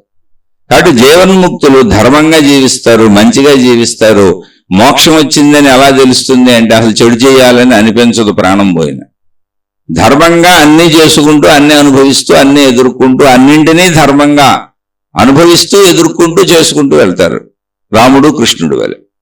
ఈ ఉదాహరణలో ఎలా జీవించాలి అని. అంటే తప్ప వదిలేసి పారిపోమని ఎక్కడ చెప్పలేదు. అసలు ఈ కుటుంబాలు వదిలేసి పారిపోండి లేదా సన్యాసాలు తీసుకోండి పారిపోండి అని చెప్పాల. సన్యాసి వ్యవస్థ అనేది ఇంతకు ముందు మహాత్ములు ఇటువంటి ప్రచార సాధనాలు లేవు గనక, కరెంట్లు ఇంకా కనుక్కోలేదు గనక, అడ్వర్టైజ్మెంట్లు ఇప్పుడు ఇచ్చినట్టు ఇవ్వటానికి అవసరమైనటువంటి వస్తు సముదాయములు అప్పుడు కనుక్కోబడలేదు గనక, మనిషికి చెప్పాలి గనక కొంతమందిని, అయ్యా మీరు ప్రజలకు మేలు చేయడానికి ఈ జ్ఞానాన్ని ప్రజలకు అందిస్తారా, అలా అందించాలంటే మీకు ఎటువంటి భౌతికమైనటువంటి బంధములు ఉండకూడదు, మీరు ప్రపంచం అంతా తిరగాలి, ఎవరితోనూ ఎటువంటి బంధములు పెట్టుకోకూడదు అలా ప్రపంచమంతా తిరగాలి కనుక మీరు అలా ఉండగలరా? అలా ఉండటానికి ఇష్టమైన వాళ్ళని రండి, సన్యాసి దీక్షిస్తాం. సన్యాసం అంటే నేను సమస్తము వదిలివేస్తున్నాను అని. దానికి మీ తల్లిదండ్రుల అనుమతి, మీ ఇంట్లో మీ బాధ్యతలు ఏముంటే, ఒకవేళ భార్య పిల్లలు ఉంటే వాళ్ళ అనుమతి, ఇలా అన్నీ కావాలి, అనుమతులు కావాలి. అంటే వాళ్ళందరూ అంగీకరిస్తేనే నువ్వు దీనికి రావాలి. ఇది ఒక సాక్రిఫైస్ లాంటిది. ఇప్పుడు మిలిటరీలోకి వెళ్తారు మన దేశాన్ని రక్షించుకోవటానికి, యుద్ధాలు చేస్తానికి. మిలిటరీలో చనిపోవచ్చు కూడా, కానీ అది ఒక సాక్రిఫైస్ లాంటిది. అలా ఒక సాక్రిఫైస్ చేసి నువ్వు ఈ జ్ఞానాన్ని ప్రజలందరికీ చెబుతూ తిరుగుతావా ప్రపంచమంతా? ఎందుకంటే ప్రచార సాధనాలు అప్పుడు మనుషులు నోటితో చెప్పడమే తప్ప ఇంకో విధానం లేదు కనుక. అందుకని ఎన్నుకొని అటువంటి వాళ్ళకి సన్యాసి అని ఒక దీక్షనిచ్చి, అంటే ఎటువంటి బంధము నీకు ప్రపంచంతో లేదు, బంధాలన్నీ నువ్వు వదిలేసావు, కేవలం ఈ జ్ఞానాన్ని మంచిని ప్రజలకు అందిస్తూ తిరుగుతావు అంతే. దానికి నువ్వు బ్రతకాలి కదా, అందుకని భిక్షాటం చేసుకో. నీకు కావాల్సింది అన్నం. నీకు బట్టలు కావాలంటే ఎవరినైనా అడుగు, పాత బట్టలు కట్టుకోవడానికి అవసరమైన 2 జతలు మాత్రమే, ఒకటి ఉత్తుకోవడం, ఒకటి వేసుకోవడం. ఎక్కడెక్క చోట ఏ చెట్టు కింద నిద్రపో. నువ్వు పర్మనెంట్గా ఏ ఊర్లోనూ ఉండొద్దు, ప్రపంచం అంతా అలా చెప్పుకుంటూ తిరుగు అని చెప్పారు. అది అసలు సన్యాసి వ్యవస్థ అందుకు వచ్చింది. ఇప్పుడు దాంతో అసలు అవసరతే లేదు. ఎందుకని ప్రచార ప్రసార మాధ్యమాలు అనేక రకాలు వచ్చినాయి, కోటాను కోట్ల విధానాలు ఉన్నాయి. ఇంట్లో కూర్చొని చెబితే ఎక్కడికైనా వెళ్ళిపోద్ది. పుస్తకాలు రాసేస్తే ప్రచురింపబడి అక్కడ ఉండిపోయి ఎవరైనా ఎక్కడైనా కూర్చొని ఏదైనా చేసి వినొచ్చు, తినొచ్చు, చదువుకోవచ్చు, ఏదైనా చేయొచ్చు. అసలు ఉన్న చోట ఉండి అన్నీ చేయొచ్చు. ఇప్పుడు ఆర్డర్లు పెడితే తినడానికి ఇంటికి వచ్చేస్తున్నాయి. అలాగే అన్నీ ఇంకా ఆధ్యాత్మికత ఇంట్లోకి వచ్చేసింది, మన చేతుల్లో సెల్ ఫోన్లోకి వచ్చేసింది. ఎందుకని జ్ఞానబోధే కదా. కాబట్టి ఇప్పుడు సన్యాసి వ్యవస్థ అవసరం లేదు, శ్రీరామ శ్రీకృష్ణుల్లా జీవించాలి. అది అప్పుడు కూడా సన్యాసి వ్యవస్థ కేవలం జ్ఞాన ప్రచారం కోసం ఇవ్వబడింది తప్ప అదేమీ అద్భుతమైన విషయం కాదు. ప్రచార ప్రసార సాధనాలు లేవు, కానీ జీవితం అయితే శ్రీరామ శ్రీకృష్ణుల వల్లనే కుటుంబ జీవితమే జీవించాలి. అలా మోక్షాన్ని పొందిన వాళ్ళకి కన్ఫ్యూజన్గా ఉంటుంది. ఎందుకని శరీరం ఉంది, శారీరక అవసరాలు ఉన్నాయి, శారీరక బాధ్యతలు ఉన్నాయి, కుటుంబ బాధ్యతలు ఉన్నాయి, వాళ్ళు పొందానా పొందలేదా అని కూడా అనిపిస్తుంది. అలా వ్యాస మహర్షి కొడుకైనటువంటి సుఖమహర్షికి వ్యాస మహర్షి ద్వారా సర్వ ఆత్మజ్ఞాన బోధలు విని సాధనలు చేసి చిన్నతనం నుంచే జీవన్ముక్త స్థితిని చిన్నతనంలోనే పొందేశారు ఆయన. వాళ్ళ నాన్నగారి దగ్గర నుంచి నేర్చుకున్నారు, వాళ్ళ నాన్నగారితోనే ఉన్నారు, చుట్టుపక్కల మనుషులు ప్రపంచం అంతా అలాగే ఉంది. ఆయనకు అనుభూతి కలిగింది, ఏకత్వానుభూతి కలిగింది, భిన్నత్వ భావన తెలుస్తుంది, 2 తెలుస్తున్నాయి. వారికి సందేహం వచ్చింది, అసలు ఇది జీవన్ముక్త స్థితేనా? నాకు 2 తెలుస్తున్నాయి కదా, శరీర స్థితి తెలుస్తుంది, మా నాన్న తెలుస్తున్నాడు, ప్రపంచం తెలుస్తుంది, నా మనోస్థితి తెలుస్తుంది, అలాగే ఏకత్వ భావన అర్థమైంది, తెలుస్తుంది. దీన్ని కరెక్ట్గా అసలు మోక్షమే అంటారా? ఇది నిజమైన మోక్షమేనా?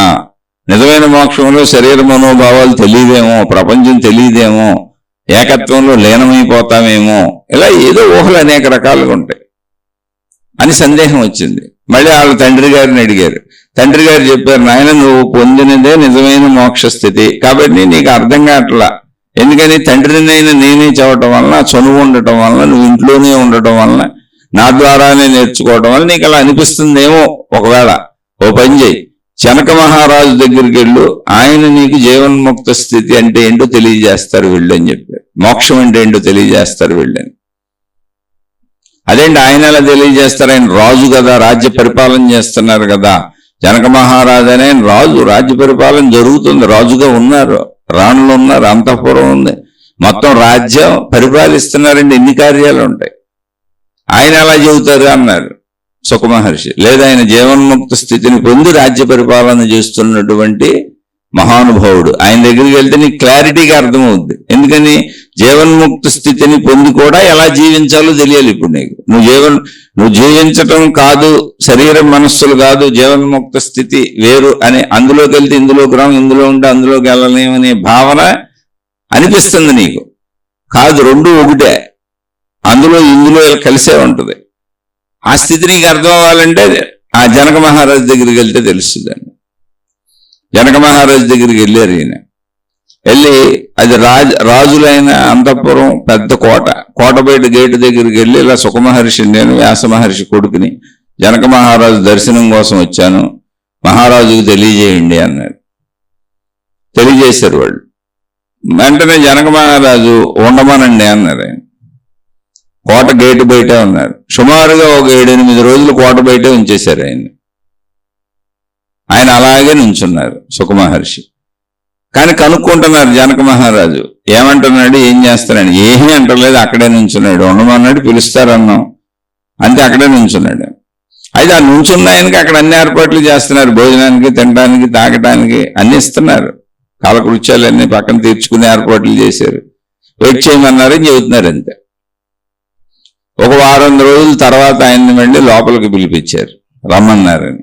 అక్కడ ఒక కాటేజ్ అలాట్ చేశారు, అంతఃపురంలో ఒక రూమ్ అలాట్ చేసి ఈ రూమ్లో ఉండమన్నారు, మిమ్మల్ని కలుస్తానన్నారు. మళ్ళీ అక్కడ 1-10 రోజులు ఉంచారు. అక్కడ హంసతూలిక తల్పాలు, సకల రాజవైభవ భోగాలు, అనేక మంది అప్సరసల్లాంటి స్త్రీలు వచ్చి ఈయనకి వండి వడ్డించటాలు, భోజనాలు పెట్టటాలు, ఈయనకి సేవ చేయడానికి రావటాలు, అలా అనేకం జరిగినాయి. ఆయన ఏమీ లేదు, చక్కగా నేల మీద చెయ్యి తల కింద పెట్టుకొని పడుకున్నారు. ఇంటికాడ అలాగే పడుకుంటారు, వాళ్ళ ఇంట్లో ఏం ఉండవు. వ్యాస మహర్షి కూడా అలాగే పడుకుంటారు. పండు ఫలములు, కందమూలములు అవి తింటారు. ఇక్కడ కూడా వాటిల్లో పళ్ళు ఫలాలు తినాలని, మిగిలిన ఆయన ఏం ముట్టుకోలేదు అసలు. అందమైనటువంటి అద్భుతమైన అందచందాలతో కూడిన స్త్రీలు వచ్చారు. వాళ్ళు ఈయన్ని రంజింపజేయడానికి సిద్ధంగా ఉన్నారు. వాళ్ళు ఆ విషయాన్ని ఈయనకి తెలియజేశారు కూడా. అసలు ఆయన వాళ్ళ వైపు కన్నెత్తి కూడా చూడలేదు, వాళ్ళని పట్టించుకోలేదు. పట్టించుకోవాల్సి వచ్చి ఎవరైనా ఆయన వైపు వస్తే 2 చేతులతో నమస్కారం చేసి మాతృమూర్తిలా ఆ భావనతో మాట్లాడారు. వాళ్ళు వెళ్ళిపోయారు. అలా 10 రోజులు ఉన్నాక అప్పుడు జనక మహారాజు ఈయన ప్రతిరోజు ప్రతి నిమిషం ఏం చేస్తున్నారని కనుక్కొని, స్త్రీలకు లొంగలేదు, ధనం అక్కర్లేదు, నేల మీద పడుకుంటున్నాడు. ఎన్ని రకాలు పంపినా ఆయన కేవలం ఆ పండు ఫలమే తింటున్నాడు. ఇతర ఏ భోగభాగ్యాలు స్వీకరించటం లేదు. అంటే ఇతనికి నిశ్చల మనసు వచ్చింది. ఇతను సామాన్యుడు కాదు, ఆకర్షణలకు లొంగటం లేదు, మనసు అధీనంలో ఉంది, ఇంద్రియాలు అధీనంలో ఉన్నాయని అప్పుడు తన దగ్గరికి రమ్మని సభలోకి ప్రవేశపెట్టి ఆయన అద్భుతమైన సింహాసనం మీద కూర్చోబెట్టి సుఖమహర్షిని, జనక మహారాజు ఆయన పాదాల దగ్గర కూర్చొని ఆయన పాదాలను కడిగి ఆయన్ని గౌరవించారు. గౌరవించి అప్పుడు అడిగారు, మీరు ఎందుకు వచ్చారు చెప్పండి అని. అంటే ఆయన చెప్పారు, అయ్యా నేను మోక్ష స్థితిని పొందానని మా తండ్రి గారు అంటున్నారు. పొందానో లేదో నాకు అర్థం అవటం లేదు. ఎందుకంటే నాకు శరీర స్థితులు, మనోస్థితులు, ప్రాపంచిక స్థితులు తెలుస్తున్నాయి, ఏకత్వము తెలుస్తుంది. జీవించేటప్పుడు అంతా శరీర మనోస్థితుల్లోనే జీవించాల్సి వస్తుంది, కానీ ఏకత్వ స్థితి కూడా అర్థమవుతుంది. అసలు ఇది మోక్ష స్థితేనా కాదా అనేటువంటి అనుమానం నాకు కలుగుతుంది. అప్పుడు మీ దగ్గరికి వెళ్ళమని చెప్పారు. మీరు మోక్ష స్థితిని పొంది రాజ్య పరిపాలన చేస్తున్నారు అని చెప్పారు. అప్పుడు జనక మహారాజు తన దగ్గర కొంతకాలం ఉంచుకొని, మీకు ఇప్పుడే మోక్ష భావన కలగటం వలన, భావదృఢత లేకపోవటం వలన మీరు పొందింది మోక్షమే.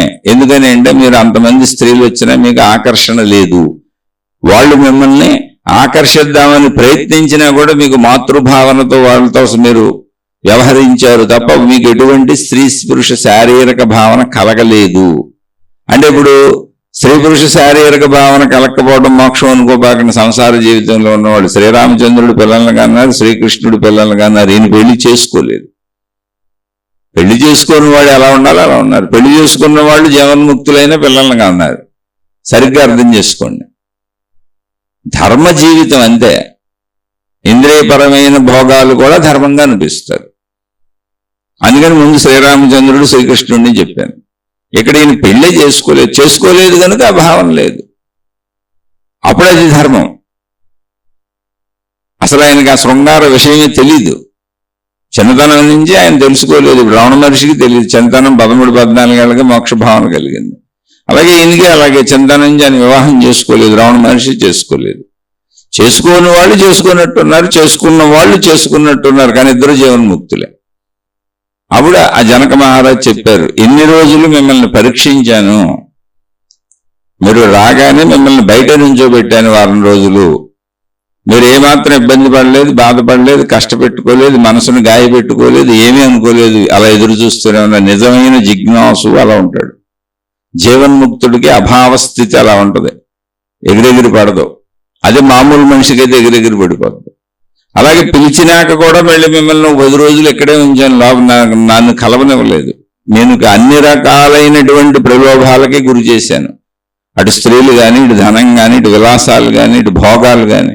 కానీ మీరు అలా చక్కగా నేల మీద తల చేయి కింద పెట్టుకుని దిండులో నిద్రపోయారు, పండు ఫలాలే తిన్నారు. మీ ప్రవృత్తి ఏదో దాన్నే ప్రకటించారు తప్ప దేనికి ఆకర్షింపబడలేదు. మీరు నిజంగా మోక్షస్థితిని పొందారు. ఇదే మోక్షస్థితి, ఇలాగే ఉంటుంది. కానీ దానిలో భావదృఢత లేకపోవడం వల్ల మీకు అలా అనిపిస్తున్నది. ఇది మీరు జీవిస్తున్న జీవన విధానంలో ఇలా ముందుకు సాగుతూ ఉంటే భావదృఢత పెరుగుతుంది. ఆ భావదృఢతను కావాలంటే మీరు సాధన ద్వారా కూడా పెంచుకోవచ్చు. భావదృఢత పెరిగిపోయినాక ఇక మీకు ఎలా ఉన్నా ఎలా జీవించినా మీకు మామూలుగానే ఉంటుంది. ఇప్పుడు నేను రాజ్య పరిపాలన అలాగే చేస్తున్నాను, కానీ ఆ భావదృఢత అలా స్థిరంగా నా లోపల ఉంది.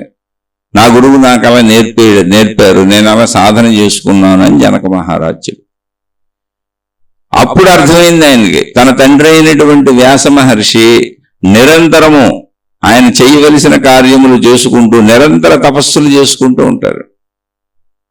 అరే ఎందుకు ఈయన జీవన్ముక్త స్థితిని పొందితే తపస్సులు చేయటం ఏంటి, ఇంకా తపస్సు చేయాల్సిన అవసరం ఏంటి, ఇంకా ఎందుకు ఈయన ఇలా సాధనలు చేసుకుంటున్నారనే భావన ఉండేది. అప్పుడు అర్థమైంది భావదృఢత పోకుండా. అలానే ప్రజలకు అవసరమైనటువంటి సర్వగ్రంథములు రచించిచ్చింది ఆయన, అష్టాదశ పురాణములు రచించిచ్చింది ఆయన, వేదములన్నింటినీ ఒక విధానములో పెట్టి ప్రజల్లోకి అందుబాటులోకి తెచ్చి ప్రజలు వాటిని అభ్యసించడానికి వీలుగా తయారు చేసింది ఆయన. అనేక జ్ఞాన గ్రంథాలు రచించిచ్చింది ఆయనే, అనేక రకాలైనటువంటి విధానాలలో బోధలు చేసింది ఆయనే, మహాభారతాన్ని రచించిచ్చింది కూడా ఆయన. ఇవన్నీ చేస్తూ మళ్ళీ ఇవన్నీ చేయాలంటే శరీర మనోభావాల్లోకి వెళ్ళి ఏమీ తెలియనటువంటి సామాన్యుడికి ఎలా చెబితే అర్థమవుతుందో అలా చెప్పే ప్రయత్నం చేయాలి. అంటే ఆయన శరీర భావంలోకి సామాన్య స్థితిలో ప్రాపంచిక భావంలోకి రావాలి. కనుక మళ్ళీ ఈ భావన బలపడకుండా తాను నిరంతరము తపస్సులు చేసుకుంటున్నారు, జీవన్ముక్త స్థితి కోల్పోకుండా వ్యాస మహర్షి. అప్పుడు అర్థమైంది భావదృఢత అనేది శరీరం ఉన్నంత వరకు సాధన చేయవలసిందే. అలా సుఖమహర్షి మళ్ళీ తాను తన భావదృఢతను పెంచుకుంటూ మోక్ష స్థితిలో రమించిపోయారు. ఆ తర్వాత కాలంలో జనక మహారాజు దగ్గర ఉండి కొంతకాలం తర్వాత వచ్చారు. వచ్చిన తర్వాత వ్యాస మహర్షి దగ్గరికి వచ్చి ఆ భావదృఢతను పెంచుకొని సాధనలు చేసుకుంటూ, తండ్రిని నేను వెళ్ళిపోతున్నాను, ఇక నాకు ఏ బంధము బాంధవ్యము లేదు, అలా ఈ సృష్టి అంతా నేనే అనంత ఆత్మశక్తి స్వరూపం, వెళ్ళిపోతున్నానని నడుచుకుంటూ వెళ్ళిపోయారు. ఎలా ఉన్నాడు ఆ శుకుడు? ఒంటు మీద నూలు పోగులేదు, ఎటువంటి వస్త్రము ధరించలేదు. ఎందుకంటే అసలు శరీరమే నేను కాదు, దిగంబరము, అంటే ఆకాశమే నా స్వరూపము, అనంత ఆకాశ స్వరూపము, నాకు భిన్నంగా ఇక్కడేం లేదు. దిగంబరులు అంటే అంబరము అంటే ఏంటి? అంబరం అంటే ఆకాశము, వాళ్ళే దిగంబరులు. అంబర స్వరూపాన్ని పొందేసిన వాళ్ళు దిగంబరులు, దిగంబరులుగా తిరుగుతారు. అలా తిరుగుతూ వెళ్ళిపోతుంటే వ్యాస మహర్షి ఆయన వెనకబడ్డారు. బిడ్డ ఉండు, ఆగు అని పుత్రవాత్సల్యం ఆయనకి తన్నుకొచ్చింది. ఎందుకని ఆయన ఇటు శరీర స్థితుల్లోకి వచ్చి ప్రజలకు అవసరమైనటువంటి అనేక బోధల గ్రంథాలన్నీ రచిస్తున్నారు. మళ్ళీ సాధన చేసుకొని జీవన్ముక్త స్థితి కోల్పోకుండా నిరంతర తపస్సులు చేస్తున్నారు. ఇక్కడ సుఖమహర్షి మీద నా కొడుకన్న భావన వచ్చింది. ఆయన వెళ్ళిపోతూ ఉన్నారు. ఈయన కుమారా అని పిలుస్తుంటే దిక్కులన్నీ పిలుస్తున్నాయి, దిక్కులంతా పిలుపు వినపడుతుంది. కానీ ఆయన అలా నడుచుకుంటూ వెళ్ళిపోతున్నారు. ఆయన అలా నడిచి వెళ్ళిపోతున్నప్పుడు ఒక చోట ఒక సరోవరంలో స్త్రీలు బట్టలన్నీ ఆ నది ఒడ్డును పెట్టి, ఆ సరోవరం ఒడ్డును పెట్టి, యవనంలో ఉన్నటువంటి స్త్రీలు సరదాగా స్నానాలు చేసుకుంటూ ఆటలాడుకుంటున్నారు అక్కడ. ఈయన పక్క నుంచి గట్టు మీద నుంచి నడుచుకుంటూ వెళ్ళిపోయారు. ఈయన దిగంబరంగా ఉన్నాడు, వాళ్ళు దిగంబరంగా ఉన్నారు. ఈయన అసలు వాళ్ళని చూడలేదు, వీళ్ళు చూశారు కానీ ఆయన్ని పట్టించుకోలేదు. ఆయన వెళ్ళిపోయాడు. వెనక వ్యాస మహర్షి పరిగెత్తుకుంటూ వస్తున్నాడు, కుమారా ఆగు అంట. ఆయన వృద్ధాప్యంలో ఉన్నారు, జుట్టు నెరిసిపోయి ఉంది, గడ్డం పెరిగిపోయి ఉంది, మొత్తం తెల్లబడిపోయిన ఎంట్రుకలు, వృద్ధుడు, ఒంటి నిండా బట్టలు కూడా ఉన్నాయి వ్యాస మహర్షికి.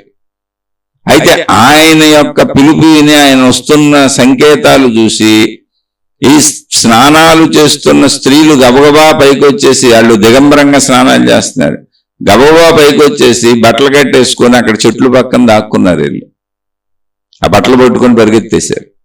ఎవరో పరపురుషుడు వస్తున్నాడు అంటే సిగ్గు భావన కలిగింది వాళ్ళకి. ఆశ్చర్యపోయాడు వ్యాస మహర్షి. అదేంటి నేను జీవన్ముక్తుడిని, ఇన్ని గ్రంథాలు రచించాను, ఇంతమందికి బోధలు చేస్తున్నాను, ముందు వెళ్ళి వాడు నా కొడుకు, వాడు నిండు యవనంలో ఉన్నాడు సుఖ మహర్షి, చాలా అందంగా ఉన్నాడు ఆయన, యవనంలో ఉన్నాడు ఆయన, దిగంబరంగా వెళ్ళిపోయాడు. పైగా వాడిని చూసి అసలు వీళ్ళు పట్టించుకోవాలా, నన్ను చూసి సిగ్గుపడుతున్నారని వాళ్ళని అడిగాడు ఆయన. ఎందుకు అలా సిగ్గుపడ్డారమ్మా? వాడిని చూసి సిగ్గుపడలేదు ఏంటి, అతను యవనంలో ఉన్నాడు కదా, నేను వృద్ధుణ్ణి, మీ తండ్రి వయసులో ఉన్నవాడిని, నన్ను చూసి ఎందుకు సిగ్గుపడ్డారు అని. వాళ్ళు చెప్పారు, ఏమో మాకు తెలియదు, ముందెళ్తున్నా ఆయన వెళ్ళినప్పుడు మాకు పరభావన కలగలేదు, పరపురుషుడు అన్న భావన కలగలేదు, అసలు ఏ భావన రాలేదు, అభావస్థితి ఉంది, అంతే ఉన్న చూసాం ఊరుకున్నాం. మీరు వస్తున్నప్పుడు మాకు పరపురుష భావన కలిగింది, మీరు పురుషులు మేము స్త్రీలం అన్న భావన కలిగింది, సిగ్గు భావన కలిగింది, అందుకే చెట్లు పక్కన దాక్కున్నాం. అప్పుడు అర్థమైంది వ్యాస మహర్షికి, అతను అనంతత్వములో లీనమైపోయి ఉన్నాడు, అనంతాత్మశక్తిలో లీనమైపోయి సంపూర్ణ లీనతలో సాగుతున్నాడు. దేహభావన ఉంచుకోవాలా, మిగిల్చుకోవాలా అతను. నేను దేహభావన మిగిల్చుకొని దేహధారులైనటువంటి మానవులకు వాళ్ళని తరింపజేసుకోవడానికి ఏం కావాలో అటువంటి వాటిని అన్నింటినీ అందిస్తున్న జ్ఞానపరంగా నేను దేహభావంలోకి నన్ను తెచ్చుకుంటున్నాను. నేను వేదములు మొత్తం అన్నింటినీ ప్రజలకు అందుబాటులోకి తెచ్చారు. మళ్ళీ ఆ వేదములో ఉన్నటువంటి జ్ఞానాన్ని అర్థం చేసుకోలేరేమో అని అనేక పురాణాలు రచించారు కథల రూపంలో. అలా మహాభారత గ్రంథాన్ని అందించారు. అంటే ఏంటి, శరీర భావంలోకి వచ్చి శరీర భావంలో ఉన్నటువంటి వాళ్ళకి ఎలా చెబితే ఆత్మజ్ఞాన భావం అర్థమవుతుంది అనేటువంటి భావనలో ఆయన వివిధ రకాలైనటువంటి గ్రంథాలు రచిస్తున్నారు. రచిస్తున్నప్పుడు ఆయన శరీర భావంలోనూ ఉంటున్నారు, జీవన్ముక్త భావంలోనూ ఉంటున్నారు. కనుక ఆయన శరీర భావన అనేది ప్రపంచంలో ఉంది కనుక, ప్రపంచంలో శరీర భావనతో ఉన్న వాళ్ళ కోసం ఇవన్నీ రచిస్తున్నారు కనుక, ఆ శరీర భావన ఆయన మీద పనిచేసి శరీర భావనలో ఉన్న ఈయన పిలుపులు ఈయన యొక్క అటు రాక అక్కడ ఉన్న స్త్రీలకు ఆయన పురుషుడు మేము స్త్రీలము అన్న భావాన్ని కలిగించింది. ఆ ముందెళ్ళిపోయిన సుఖమహర్షి అయిన కుమారుడు ఎవరున్నారో ఆయనకి అసలు ఆ భావన లేదు, ఏదో చేయాలని లేదు, అసలు రాయాలని లేదు, చెప్పాలని లేదు, అందులో లీనమైపోయి వెళ్ళిపోతున్నారు అంత. అందుకని ఏ భావన వాళ్ళకి కలగలేదు, అభావస్థితి. సహజంగా మనలాంటి వాళ్ళం ఇలా చెప్పుకునే వాళ్ళం మోక్షస్థితిని మనం పొందామా పొందలేదా అంటే ఒకటే గుర్తు, జీవితంలో చెడు అనే తలంపు పుట్టదు, శ్రీరామచంద్రుల వారిలో జీవిస్తాం అని. కష్టాలు మనకు రావు, కానీ ఉదాహరణగా జీవితాన్ని ఇచ్చారు రామచంద్రుల వారి జీవితాన్ని, అలా జీవించే ప్రయత్నం చేస్తాం. శ్రీకృష్ణ భగవానుడిలా ఉన్నత జ్ఞానాన్ని ఎప్పుడు గుర్తుపెట్టుకొని జీవిస్తాం. పనులు ఎన్నైనా చేయాల్సి రావచ్చు, అన్ని ధర్మంగా ఉంటాయి, అందుకే ఆయన భగవద్గీత బోధించారు. అలా అంటే ఒక్క మాటలో చెప్పాలంటే మంచిగా మాత్రమే జీవిస్తామండి, సింపుల్ అంతే. అది ఏ స్థితిలోనే సరే. ప్రాణం పోవచ్చు కాక, ప్రాణం దేనికి పోద్ది? శరీరానికి పోద్ది, అనంతాత్మశక్తికి ఎలా పోద్ది? కాబట్టి ఆ ఏకత్వ భావన అర్థమయ్యి శరీరం ఉన్నంత వరకు ఇలాగే ఉంటుంది, మంచిగా జీవిస్తాం. నాకు మోక్షం వచ్చిందా లేదా అనేది ఎలా తెలుస్తుంది అంటే, నాలో చెడు భావాలు రావు, ప్రాణభయం, చనిపోతానేమో అన్న భయం ఉండదు. జీవించినంతకాలం అలానే వెళ్ళి పావులను పట్టుకొని మెడలో వేసుకొని పులులతో ఆటలాడుకొని అలాంటి పిచ్చి పనులు ఏం చెయ్యం, వెర్రి పనులు ఏం చెయ్యం. శరీరపరంగా అంత జాగ్రత్తగా ఉండాలో అలాగే ఉంటాం, కానీ ప్రాణ భయం ఉండదు, ఎందుకంటే ఎప్పటికైనా అది నశించిపోయేది. వెర్రి పనులు చెయ్యం. అలానే జీవించేటప్పుడు మొత్తం మంచిగానే జీవిస్తాం, ఎన్ని కష్ట నష్టాలు వచ్చినా. చెడు తలంపు రాదు అసలు. చెడు తలంపు కేవలం శరీర భావనలో వస్తుంది, పరిమిత భావనలో వస్తుంది. అలా మోక్షం వచ్చిందని గుర్తించవచ్చు. గుర్తించినా ఆ మోక్ష స్థితి చెదిరిపోకుండా నిత్య సాధన చేసుకోవాల్సిందే శరీరం ఉన్నంత వరకు, అది తప్పదు. మోక్షం అనేది స్థితి పేరు, నిద్ర అనేది ఒక స్థితి పేరు, మెలకువ అనేది ఒక స్థితి పేరు. నిద్రాస్థితిని మెలకువలో అనుభూతి చెందితే అది మోక్షము స్థితి పేరు.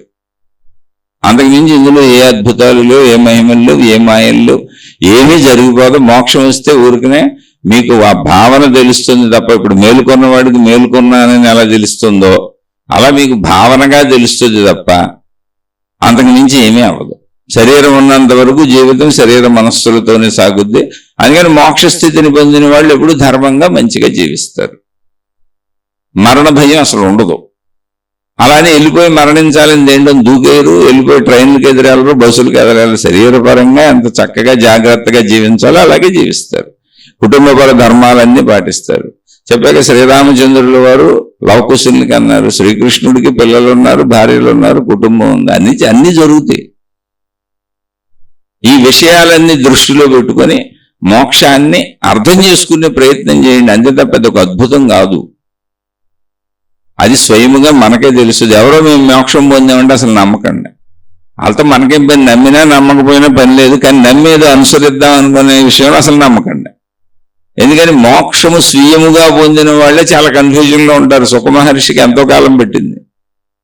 దాన్ని సాధన చేసుకొని బలపరుచుకోవాలి. వాళ్ళకి అనుమానం కూడా వస్తుంది, అసలు పొందామో పొందలేదని. అందుకని ఎవరెవరో చెప్పిన వాళ్ళు మనం మోసం చేసే అవకాశాలు చాలా ఉంటాయి. చాలా మంది అలా మోసాలు చేస్తున్నారు కూడా. దేవుడి పేరు మీద, దేవతల పేరు మీద, మతాల పేరు మీద మా చెవిలో గుసగుసలాడుతున్నారు దేవుళ్ళు దేవతలని. నిరంతరం మన డబ్బులు, మన సేవలు, సమూహాలు పోగేసుకొని, గ్రూపులు పోగేసుకొని సంఖ్యాబలాన్ని పెంచుకోవడానికి మతాలన్నీ ప్రయత్నిస్తున్నాయి. అందరూ సంఖ్యాబలాన్ని పెంచుకోవడానికి ప్రచారాలు పెట్టుకున్నారు. మా దాంట్లోకి రండి, మా దాంట్లోకి రండి, మా దాంట్లోకి రండి, మీకు అన్ని లాభాలే జరుగుతాయి. ఎవరు ఎంతమందిని ఆకర్షించుకోగలిగితే అంతమందిని ఆకర్షించుకొని ఆ దైవ వ్యాప్తి, ఆ మత వ్యాప్తి, ఆ సమూహ వ్యాప్తి చేసుకుంటున్నారు. అంతే. అదంతా నిజం కాదు, దానివల్ల ఉపయోగం లేదు. నిన్ను నువ్వు తెలుసుకో, నీ సంపూర్ణతని నీవు తెలుసుకో. ఇదే మోక్షస్థితి. ఇంకా సందేహాలు ఏమైనా ఉంటే ఒకవేళ అర్థం కాకపోతే మళ్ళీ తప్పకుండా అడిగే ప్రయత్నం చేయండి. మళ్ళీ విశ్లేషించుకునే ప్రయత్నం చేద్దాం. ఏదైనా ఆచరించుకుంటూ చెడు పోగొట్టుకుని మంచిలోకి వస్తున్న వాళ్ళు మాత్రమే ప్రశ్నలు అడిగే ప్రయత్నం చేయండి, సందేహాలు అడిగే ప్రయత్నం చేయండి. ఇది నచ్చని వాళ్ళు, ఇది అర్థం కాని వాళ్ళు దయచేసి నన్ను క్షమించి వదిలివేసి, నేను అతి సామాన్యుడిని, నాకు ఎటువంటి అనుభవం కలగలేదు, మోక్షానుభవం లేదు, ఆత్మానుభవం లేదు, ఏ అనుభవం లేదు, అతి సామాన్యుడిని నేను. ఇప్పుడు ఈ చదువుతున్నదంతా కూడా పుస్తకాలు చదువుకొని అనేక మంది మహాత్ములు వివరించినటువంటి ఉపన్యాసాలు విని లేదా ఆ గ్రంథాలను చదువుకొని వాటి నుంచి గ్రహించిన విషయాలను మీతో మాట్లాడుతున్నాను తప్ప, అంటే వాచా వేదాంతిని తప్ప అనుభవ జ్ఞానం నాకు అసలు లేదు. అందుకని ఇది నచ్చని వాళ్ళు, ఇది అర్థం కాని వాళ్ళు, ఇది వ్యర్థం అనుకునేవాళ్ళు నన్ను క్షమించి వదిలివేసి మీకు నచ్చిన మార్గాల్లో మీరు హాయిగా సాగిపోండి. శుభమస్తు. మీకు మీ కుటుంబ సభ్యులకు మేలు చేకూరుగాక. మరలా మరొక కొత్త శీర్షికతో కలుసుకుందాం.